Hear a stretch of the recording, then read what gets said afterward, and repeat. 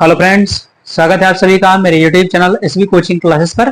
और जैसा कि मैंने आपसे डिस्कशन कर लिया था अपने पिछले वीडियो में, वहां पर मैंने आपको विद्युत बल रेखाएं और विद्युत बल रेखाओं के गुण, विद्युत बल रेखाओं से संबंधित उनके दिशा ज्ञात करने के जो नियम, मैक्सवेल का दक्षिणावर्ती पेंच का नियम और दाएं हाथ का नियम, ये दोनों नियम मैंने आपको लास्ट वीडियो में बता दिया था।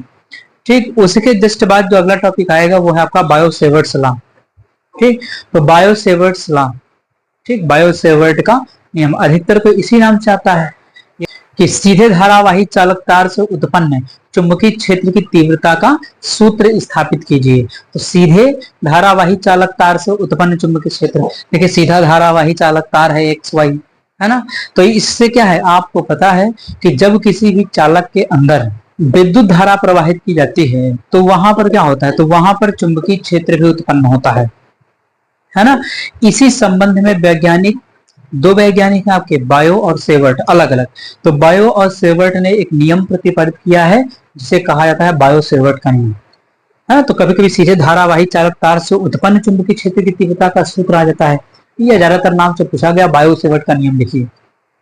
ठीक, तो कुछ परिभाषा आपकी स्क्रीन पर लिखी हुई है, ये तो जनरल डेफिनेशन है इसकी, वो मैं बता देता हूँ इसको आपको।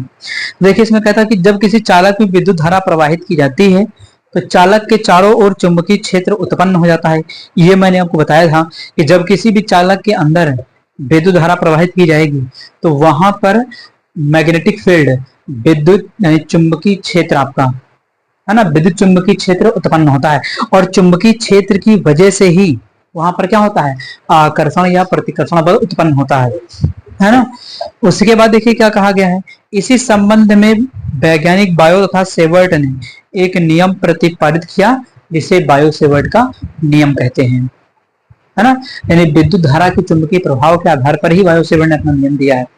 तो होगा क्या यहाँ पर, तो सबसे पहले इसमें जो डायग्राम ये बना हुआ है यहाँ पर, इसके विषय में लिख लेना होता है कि ये है क्या, इसमें क्या क्या दिखाया गया है। तो सबसे पहले इसमें एक धारावाही चालक तार है, कौन सा, एक्स है, यहाँ पर वाई है। तो एक्स वाई क्या है, एक धारावाही चालक तार है, या अल्पांश लंबाई का चालक तार है। ठीक, तो माना एक्स वाई एक धारावाही चालक तार है, ठीक, जिसमें बहने वाली धारा स्मॉल आई है। ठीक, इसका अल्पांश भाग मतलब अल्पांश का मतलब थोड़ा सा भाग, कौन सा है, ए और बी। तो इस चालक तार का अल्पांश भाग ए बी है, जिसकी अल्पांश लंबाई, तो अल्पांश भाग ए बी है या कोई भाग ए बी है जिसकी अल्पांश लंबाई, अल्पांश का मतलब छोटी, थोड़ी सी कम, ठीक, अल्पांश लंबाई क्या है, डी एल है, ये हो जाएगा। फिर इस चालक से, है ना, इस चालक से स्मॉल आर दूरी पर बिंदु क्या है, एक आपका पी है। बिंदु पी पर उत्पन्न चुंबकीय क्षेत्र की तीव्रता हम बी मान लेते हैं। तो चुंबकीय क्षेत्र की जो तीव्रता है यहाँ पर पी पर उत्पन्न होगी, है ना। इन दोनों के बीच में एंगल देखिए कितना बना है, थीटा बना है, यानी धारावाही चालक तार और बिंदु पी के मध्य बना हुआ कोण कितना है, थीटा है। ठीक, तो यह थीटा हो गया आपका। इतनी कहानी आपको इसके अंदर लिख देनी है कि धारावाही चालक तार एक्स वाई है, एक्स वाई धारावाही चालक तार है जिसमें स्मॉल धारा आई प्रवाहित हो रही है। इसके अल्पांश भाग क्या है, ए बी है, जिसकी अल्पांश लंबाई क्या है, डी एल है। कहीं कहीं डी एल देखेंगे, कहीं डेल्टा एल देखते हैं, लेकिन डी एल ज्यादा सही है, डेल्टा ज्यादा बड़े परिवर्तन को दिखाता है। ठीक, अल्पांश लंबाई डी एल है। फिर चालक तार से स्मॉल आर दूरी पर एक बिंदु पी है जिस पर उत्पन्न चुंबकीय क्षेत्र की तीव्रता डी होती है। ठीक, जो निम्नलिखित बातों पर निर्भर करती है। अब यहां पर ध्यान देना पड़ेगा कि कौन कौन सी बातें हैं जिन पर चुंबकीय क्षेत्र की तीव्रता निर्भर करेगी। देखिए चुंबकीय क्षेत्र की तीव्रता, तो चुंबकीय क्षेत्र की तीव्रता को हम लिख लेते हैं डेल्टा बी से, ध्यान दीजिएगा। तो पहला कहता है कि जो चुंबकीय क्षेत्र की तीव्रता है वो धारा के समानुपाती होता है, यानी आप जितनी धारा प्रवाहित करेंगे उतना चुंबकीय क्षेत्र उत्पन्न होगा, और जितना चुंबकीय क्षेत्र उत्पन्न होगा उतनी ही ज्यादा चुंबकीय क्षेत्र की तीव्रता होगी। भाई सीधा सा फंडा है, जितनी धारा प्रवाहित करेंगे उतने ज्यादा चुंबकीय क्षेत्र, और जितने ज्यादा चुंबकीय क्षेत्र उतने ज्यादा चुंबकीय क्षेत्र की तीव्रता। तो सीधा समानुपाती का रिलेशन है, जितनी धारा प्रवाहित करेंगे उतना ही ज्यादा चुंबकीय क्षेत्र उत्पन्न होगा। तो पहला पॉइंट निकल करके आया, चुंबकीय क्षेत्र की तीव्रता जो डेल्टा बी है वो धारा आई के समानुपाती होती है। ठीक, चलिए लिख देते हैं, यानी कि यहां पर क्या है, डेल्टा बी समानुपाती किसके हो जाएगा, आई के। डेल्टा बी क्या है, चुंबकीय क्षेत्र की तीव्रता है, आई क्या है, धारा। तो जितनी धारा प्रवाहित करेंगे उतनी ज्यादा चुंबकीय क्षेत्र की तीव्रता होगी। तो पहला तो ये हो गया। सेकंड में आपका देखेंगे कि जो चुंबकीय क्षेत्र की तीव्रता है आपकी डेल्टा बी अल्पांश लंबाई के समानुपाती होती है, यानी ये अल्पांश लंबाई डीएल, इसका मान जितना अधिक होगा चुंबकीय क्षेत्र की तीव्रता उतनी ही ज्यादा हो जाएगी, है ना। तो सेकंड क्या लिखेंगे कि चुंबकीय क्षेत्र की तीव्रता डेल्टा बी अल्पांश लंबाई डीएल के समानुपाती होती है।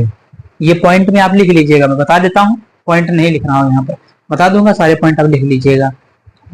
ठीक, तो चुंबकीय क्षेत्र की तीव्रता डेल्टा बी अल्पांश लंबाई डीएल के समानुपाती होती है, अर्थात करके क्या, तो डेल्टा बी सेकेंड नंबर आएगा आपका, डेल्टा बी समानुपाती डीएल, ये पॉइंट है।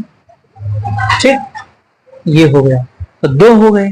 उसके बाद जो चुंबकीय क्षेत्र की तीव्रता डेल्टा बी है ना, डेल्टा बी अब थीटा के साथ, तो थीटा का मान जितना ज्यादा नहीं, कोण जितना ज्यादा होगा चुंबकीय क्षेत्र की तीव्रता क्या होगी, उतनी ही ज्यादा होगी।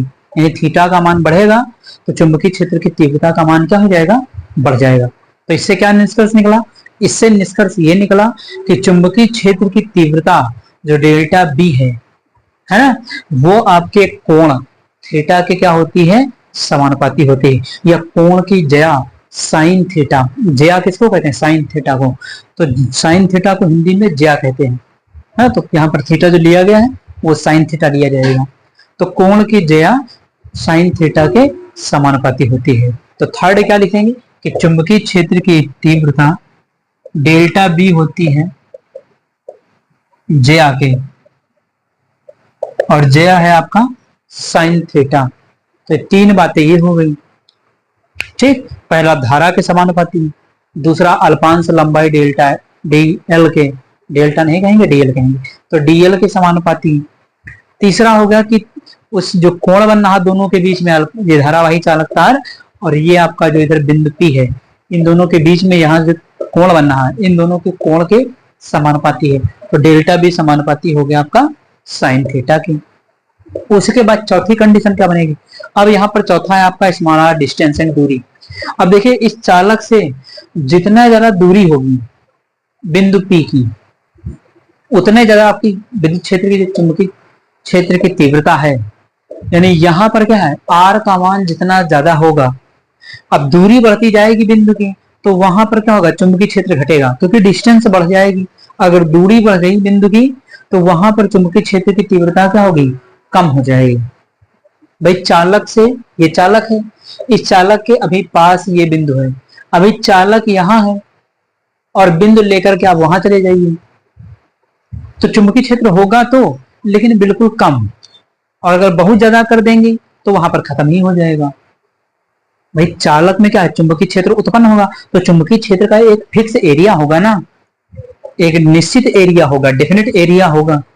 उस डेफिनेट एरिया से आगे जब आप चालक को लेकर के चले जाएंगे या बिंदु को दूर कर देंगे तो वहां पर चुंबकीय क्षेत्र नहीं मिलेगा। तो इससे क्या निष्कर्ष निकलता है कि यहाँ पर जितनी इस बिंदु की दूरी यानी स्मॉल आर बढ़ेगी, उतना चुंबकीय क्षेत्र क्या हो जाएगा, घटेगा। ठीक, तो यहां पर ध्यान क्या रखना है, ध्यान ये रखना है कि जो आर है, आपकी जो डिस्टेंस है आर के वर्ग की क्या होता है, व्युत्क्रमानुपाती क्रमानुपाती। यानी जो आपका डेल्टा बी है चुंबकीय क्षेत्र की तीव्रता दूरी के वर्ग के व्युत्क्रमानुपाती क्रमानुपाती होता है। तो ये आपको चौथे पॉइंट में लिख देना है ना, कि उत्पन्न चुंबकीय क्षेत्र की तीव्रता, या ऐसे लिख दीजिए कि चुंबकीय क्षेत्र की तीव्रता डेल्टा बी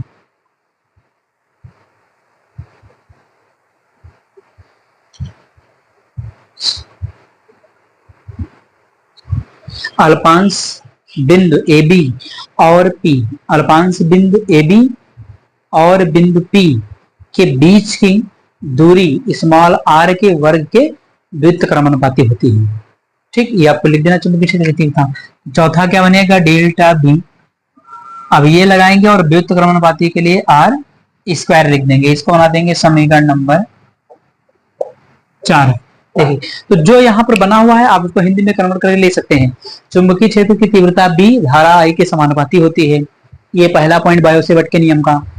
चुंबकीय क्षेत्र की तीव्रता डेल्टा बी अल्फांश लंबाई dl के समानुपाती होती है। ये दूसरा पॉइंट हो गया बायो-सेवर्ट के नियम का। तीसरा है चुंबकीय क्षेत्र की तीव्रता डेल्टा बी समानुपाती है किसके, साइन थीटा के। तो जया के समानुपाती होती है, डेल्टा बी समानुपाती साइन थीटा, समीकरण नंबर 3। चुंबकीय क्षेत्र की तीव्रता बी अल्पांश लंबाई dl या अल्पांश बिंदु AB और P के बीच की दूरी स्मॉल r के वर्ग के व्युत्क्रमणपाती होती है। तो डेल्टा बी व्युत्क्रमणपाती 1/r स्क्वायर, समीकरण number 4।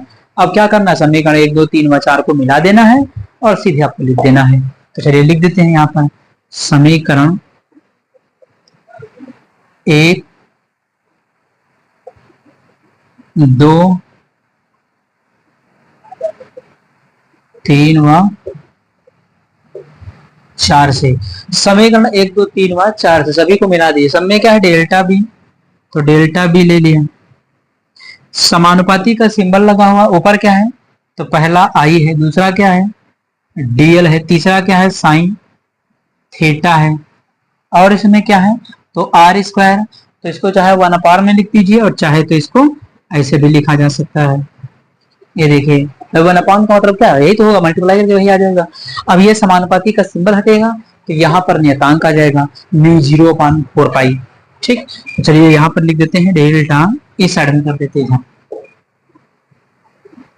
Delta B is equal to μ0/4π I D L sine theta upon में आर स्क्वायर।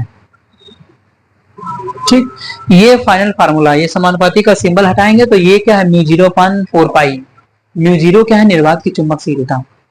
ठीक, तो μ0/4π निर्वात की चुंबकशीलता है, और कहीं कहीं इसका मान रखना होता है, तो जब सवाल वाल वगैरह लगाते हैं तो इसका मान भी याद रखिएगा, μ0/4π। इसका मान होता है 10⁻⁻7 न्यूटन प्रति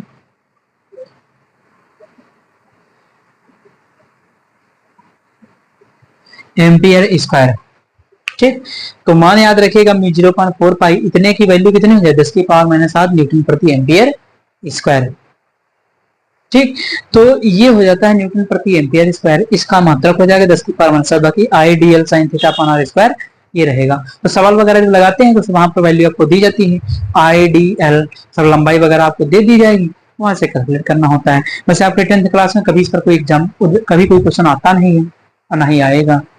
ठीक, क्योंकि ये आपके सिलेबस में केवल ये नियम दिया गया है, इसका ये जो नियम है वो दिया गया, यहाँ से कोई सवाल वगैरह कभी नहीं आता। जब आप 12th में फिजिक्स में पढ़ेंगे तब आपको इसके बारे में और डिटेल में न्यूमेरिकल्स वगैरह देखने को, वहां पर न्यूमेरिकल्स वगैरह इसके इंपॉर्टेंट होते हैं। ठीक, तो ये हो जाता है फाइनली आपका बायो-सेवर्ट का नियम, उसका ये डायग्राम और इसका ये फार्मूला। तो उम्मीद करता हूं कि बायो-सेवर्ट का नियम आपको समझ में आया हुआ होगा। तो अगर चैनल पर नए हैं तो चैनल को सब्सक्राइब करें, वीडियो को लाइक करें और शेयर करते रहिए। तो चलिए फिर मिलते हैं अपने नेक्स्ट लेक्चर में नेक्स्ट टॉपिक के साथ। Thanks for watching this video.